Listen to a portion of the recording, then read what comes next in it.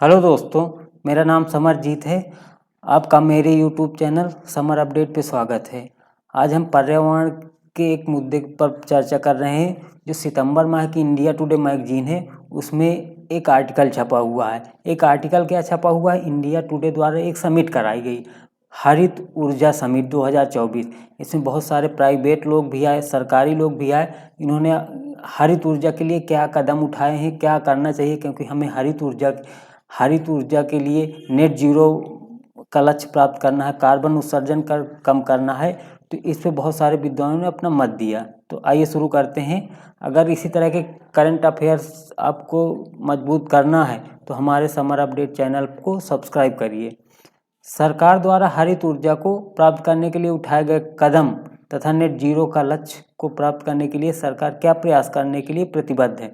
मतलब हरित ऊर्जा का जो लक्ष्य है, हमारा नेट जीरो का लक्ष्य है, इनको प्राप्त करने के लिए सरकार क्या प्रयास कर रही है। तो इसी बारे में सब कुछ इसमें दिया हुआ है।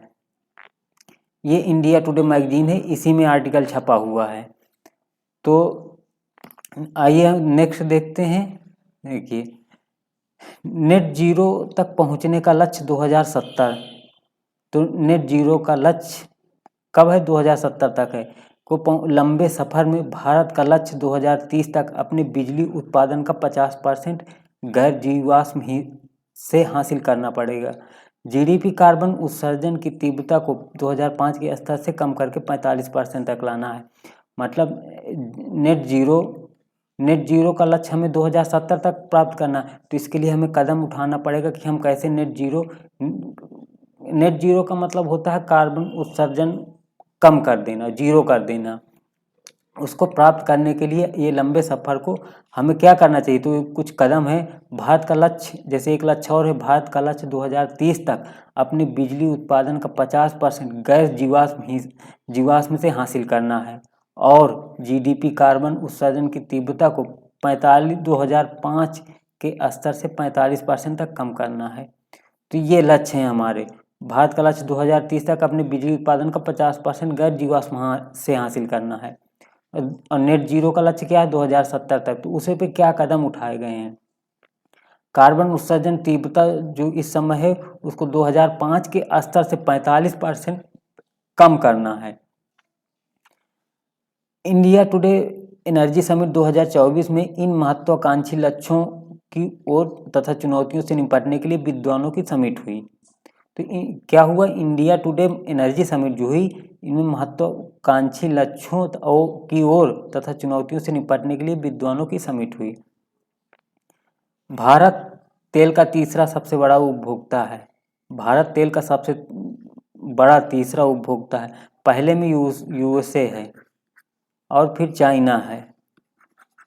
तो ये एक नंबर पे है उपभोक्ता में। तेल का सबसे बड़ा उपभोक्ता यूएसए है, फिर चाइना है, भारत तीसरे नंबर पे है। भारत 2030 तक 500 गीगावाट की अच्छे ऊर्जा प्राप्त करने का लक्ष्य, ये भी एक लक्ष्य है। 2030 तक हमें 500 गीगावाट अच्छे ऊर्जा नॉन फॉसिल फ्यूल से प्राप्त करना है, 500 गीगावाट। अब ये कौन है? ये जितेंद्र सिंह है। ये हरित ऊर्जा की तरफ जो हम कदम बढ़ाए हैं, उसमें क्या क्या लक्ष्य हमने तय किए हैं और कैसे हमने उनको प्राप्त करना है, उसी के लिए कदम। ये जो आर्टिकल दिया है, इसी का हमने समराइजेशन यहाँ किया है। नेक्स्ट, अहम बात जो इसमें, इसी की अहम बात है, इसी में महत्वपूर्ण बातों को हमने यहाँ लिख दिया है। 2030 तक गैर जीवाश्म ईंधनों से 500 गीगावाट की कुल क्षमता को उनकी 50% हिस्सेदारी हासिल करने के उद्देश्य से भारत नवीकरण ऊर्जा के अपने लक्ष्यों को साबित करने की राह पर है।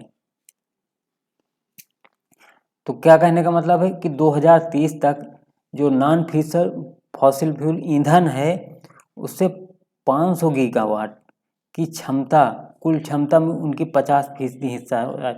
अगर हमारी कुल बिजली का उपभोग क्षमता 1000 है, तो ये 500 गीगावाट केवल 50% है। ये कहने का मतलब जो 2030 तक हमें प्राप्त करना गैर जीवाश्म ईंधन से, हमें 500 गीगावाट बिजली प्राप्त करना है गैर जीवाश्म से।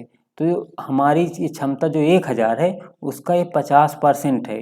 हासिल करने के उद्देश्य से भारत नवीकरण ऊर्जा को अपने लक्ष्य को साबित करने की राह पर है। तो इसी को हम प्राप्त करने के लिए इसीलिए लक्ष्य बनाए हैं 2030 तक कि हमें गैर जीवाश्म ईंधन से 500 गीगावाट ऊर्जा प्राप्त करना है, जो हमारी ज़रूरत का 50% है। नेक्स्ट, सौर ऊर्जा पवन ऊर्जा परियोजनाओं के विस्तार में भूमि अधिग्रहण बड़ी चुनौतियां बना हुआ है। सौर ऊर्जा पवन ऊर्जा क्योंकि इनके प्लांट लगाए जाते हैं, तो सौर ऊर्जा के लिए बहुत सारी ज़मीन चाहिए, पवन ऊर्जा के लिए तो ये चुनौतियां बनी हुई हैं सरकार के लिए। सौर ऊर्जा पवन ऊर्जा के विस्तार में भूमि अधिग्रहण बहुत बड़ी चुनौतियां बनी हुई हैं, मगर सरकार मसलों को हल करने के लिए राज्यों के साथ मिलकर काम कर रही है।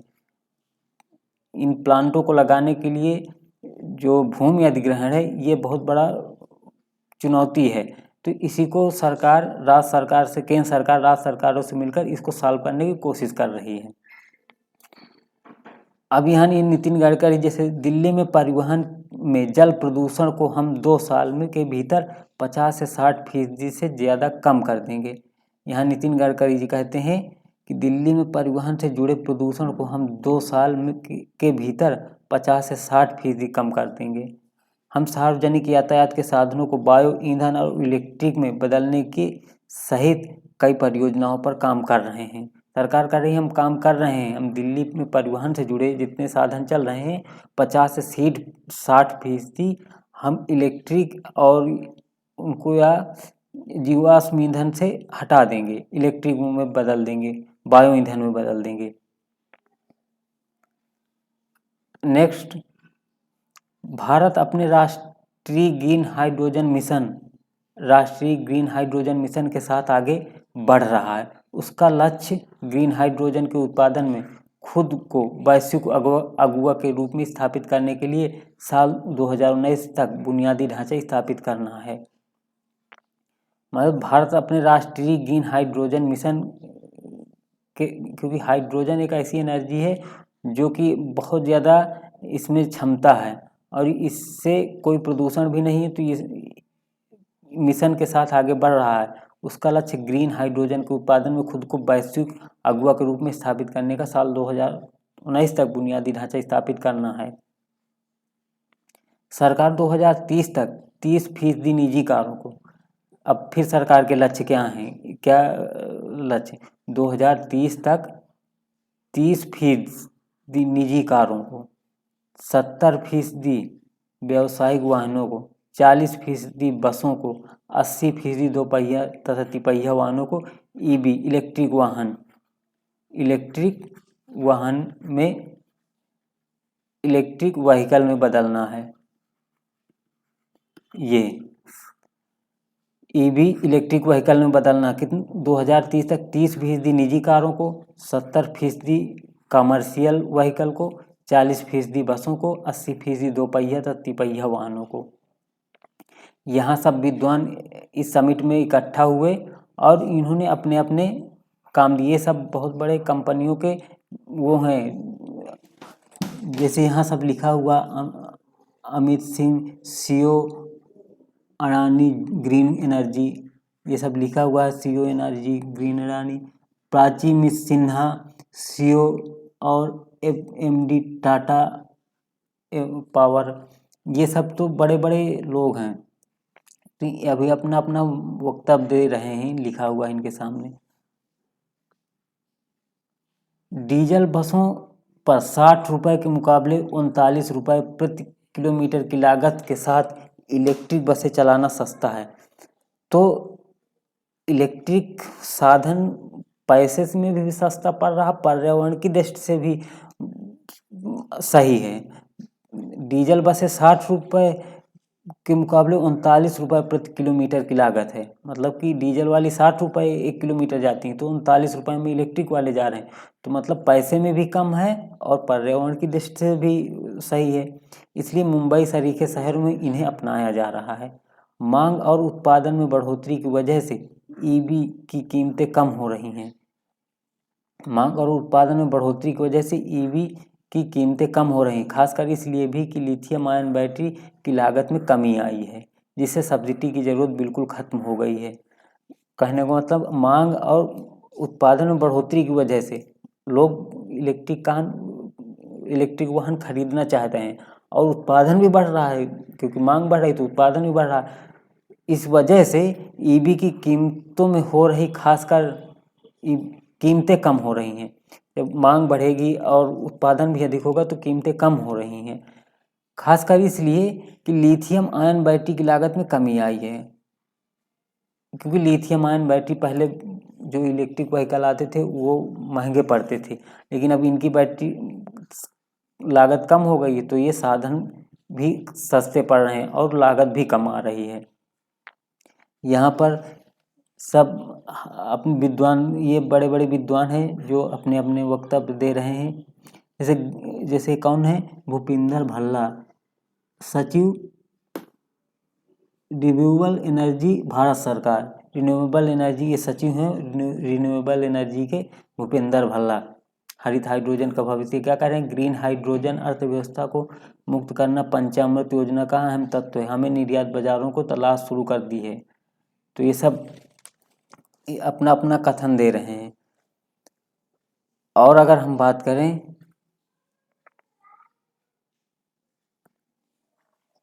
तो वैश्विक ग्रीन गैस उत्सर्जन का 3/4 हिस्सा ऊर्जा के लिए जीवाश्म ईंधन से जलने से होता है। तो जो वैश्विक ग्रीन हाउस गैस है उनका उत्सर्जन जो होता है, ग्रीन हाउस गैस का उत्सर्जन 3/4 हिस्सा ऊर्जा के लिए जीवाश्म ईंधन जलने से होता है। जीवाश्म ईंधन स्थानीय वायु प्रदूषण के लिए बहुत जिम्मेदार है। तो ग्रीन हाउस गैस का उत्सर्जन 3/4 हिस्सा ऊर्जा के लिए जीवाश्म ईंधन के जलने से, मतलब जीवाश्म ईंधन क्या होते हैं, डीजल, पेट्रोल, ये सब जो जीवाश्म ईंधन है ये इन्हीं की वजह से 3/4 वैश्विक ग्रीन हाउस उत्सर्जन बढ़ रहा है। जीवाश्म ईंधन से स्थानीय वायु प्रदूषण के लिए बहुत जिम्मेदार है। जो कोई शहर बहुत ज़्यादा प्रदूषित रहता है वायु प्रदूषण से, उसके लिए भी जीवाश्म ईंधन ही जिम्मेदार है। इससे हर साल 5 मिलियन लोग मरते हैं विश्व में, हर साल 5 मिलियन लोग मरते हैं ये वायु प्रदूषण से। भारत अगस्त 2024 तक गैर जीवाश्म ईंधन भारत अगस्त 2024 तक गैर जीवाश्म ईंधन 207 गीगावाट स्थापित कर चुका है, जो देश की कुल क्षमता का 46% है। गैर जीवाश्म मतलब कि रिन्यूएबल एनर्जी 207 गीगावाट हम प्राप्त कर चुके हैं, 207 गीगावाट प्राप्त कर चुके हैं। हमें 2030 तक कितना प्राप्त करना है, 2030 तक हमें 500 गीगावाट प्राप्त करना है। तो हमने 207 गीगावाट प्राप्त कर लिया है, जो देश की कुल क्षमता का 46% है। इससे सौर ऊर्जा का हिस्सा 89% है। इसमें जो ये 207.76 है, इसमें सौर ऊर्जा का हिस्सा 89% है। और अगर हम बात करें, भारत विश्व का तीसरा सबसे बड़ा बिजली उपभोक्ता है तथा तीसरा सबसे बड़ा नवीकरण ऊर्जा उत्पादन। बिजली उपभोक्ता में भारत तीसरा सबसे बड़ा है और तीसरा सबसे बड़ा नवीकरण ऊर्जा उत्पादन में, जो रिन्यूएबल एनर्जी में भारत उत्पादन करता है वो तीसरा सबसे बड़ा है और बिजली उपभोक्ता में भी तीसरा बड़ा है। नवीकरण ऊर्जा के स्रोत सौर ऊर्जा, पवन ऊर्जा, हाइड्रो एनर्जी, बायोगैस, ये सब। तो अगस्त 2024 तक जो गैर जीवाश्म ईंधन 207 जो गीगावाट हम प्राप्त कर चुके हैं, 207 गीगावाट, ये अगस्त 2024 तक का डाटा है। इतना प्राप्त कर चुके हैं। हमें प्राप्त कितना करना है, 500, जिसमें कि 89 सोलर एनर्जी है, 89 गीगावाट सोलर एनर्जी है और इसमें विंड एनर्जी, हाइड्रो एनर्जी और ये सब शामिल है। तो 89 हमने सोलर एनर्जी से प्राप्त कर लिया है, 207 रिन्यूएबल एनर्जी से प्राप्त कर चुके हैं। 500 गीगावाट प्राप्त करना है 2030 तक। और बस इतना है पर्यावरण के बारे में। तो ये जो अगस्त 2024 तक गैर जीवाश्म ईंधन से इतना प्राप्त करनी है। तो इसी के साथ अगर ये आपको वीडियो अच्छा लगा हो तो लाइक करें और शेयर करें और हमारे चैनल को सब्सक्राइब करें। धन्यवाद।